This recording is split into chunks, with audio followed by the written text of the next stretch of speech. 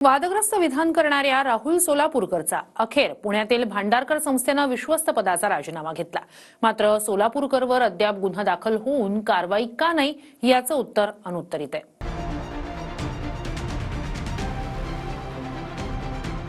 छत्रपती शिवाजी महाराज आग्र्यातून चक्क लाच देऊन सुटले असं बरळणाऱ्या राहुल सोलापूरकरचा पुण्यातल्या भांडारकर संशोधन मंडळानं अखेर राजीनामा घेतला। देशभर नावाजलेल्या एका इतिहास संशोधन मंडळात इतिहासकार नसलेला आणि शिवरायांच्या इतिहासावर तारे तोडणारा सोलापूरकर विश्वस्त मंडळात कसा यावरून टीका झाल्यानंतर भांडारकर संस्थेनं हे पाऊल उचललंय।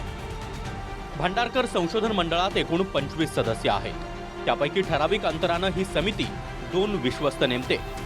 गेल्या वेळी भाजपचे माजी खासदार प्रदीप राऊत आणि अभिनेता राहुल सोलापूरकरला भांडारकर संस्थेनं विश्वस्त म्हणून नेमलं होतं।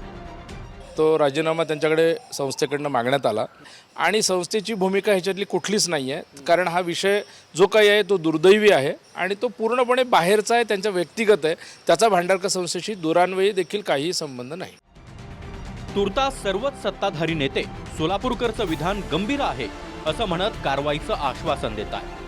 मात्र इतके दिवस लोटूनही कारवाई का झाली नाही हा देखील प्रश्न आहे। त्या महारावांनी जेव्हा आमच्या देवी देवतांचा अपमान केलेला, स्वामी समर्थांचा अपमान केलेला, तेव्हा हेच जे काही तुम्ही विरोधक ज्यांना म्हणतात ते का बाहेर आले नव्हते?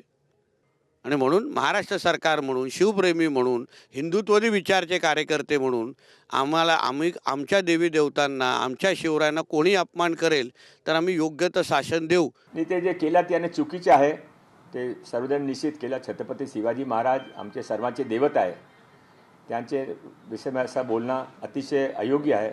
ते सरकार आणि ते पोलीस प्रशासन योग्य कारवाई करतील। कोणीतरी पुढे येऊन गुन्हा दाखल करणं गरजेचं आहे। आम्ही सुद्धा करू। राहुल सोलापूरकर हा मी कालच सांगितलेलं आहे की याचा मासल भाग उलटा टांगून याला पोलीसच्या सुंदरीने जोडला पाहिजे असं माझं मत आहे। त्याला लाज लज्जा आहे का थोडीफार? कशाला हिरो झाला, कशाला हे करतो रे? एवढा मोठा टोंगळ्या झाला, त्याला लाज वाटायला पाहिजे ना। टकलू हैवान म्हणतो अशा पद्धतीनं त्यांनी ते वक्तव्य केले। प्रकारचं वक्तव्य करून महाराष्ट्रातील राजकीय आणि सामाजिक स्थैर्य जर बिघडवण्याचा प्रयत्न कोणी करत असेल तर शिवसेना ते कदापि सहन करणार नाही।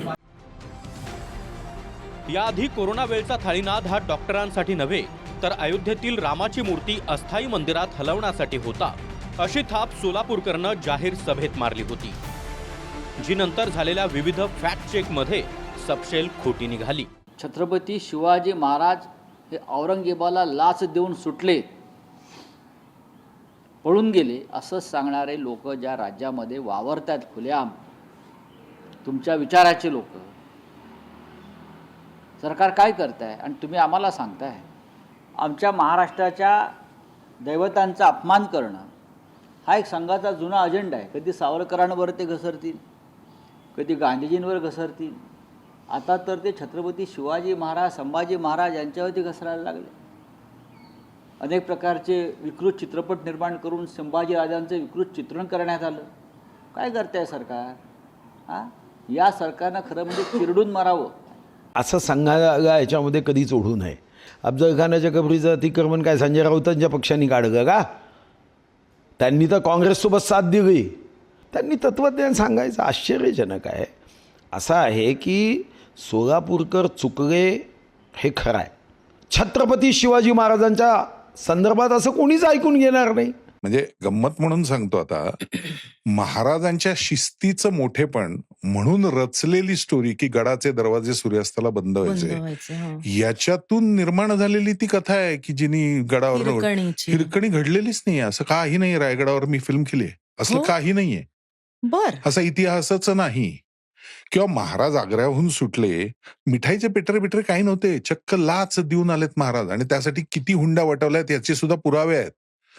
अगदी औरंगजेबाच्या वजिराला आणि त्याच्या बायकोला सुद्धा लाच दिलेली आहे महाराजांनी। छत्रपती शिवरायांचा अपमान करायचा हे माझ्या मनात येऊ सुद्धा शकत नाही, त्याचा विचार सुद्धा होऊ शकत नाही।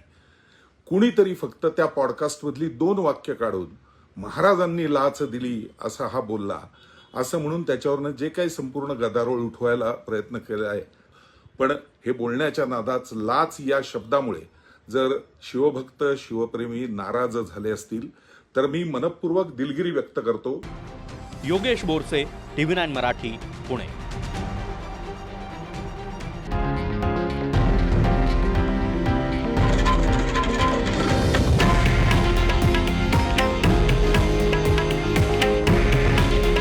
हे आहे देशातील नंबर 1 न्यूज नेटवर्क आणि आपण पाहत आहात TV9 मराठी.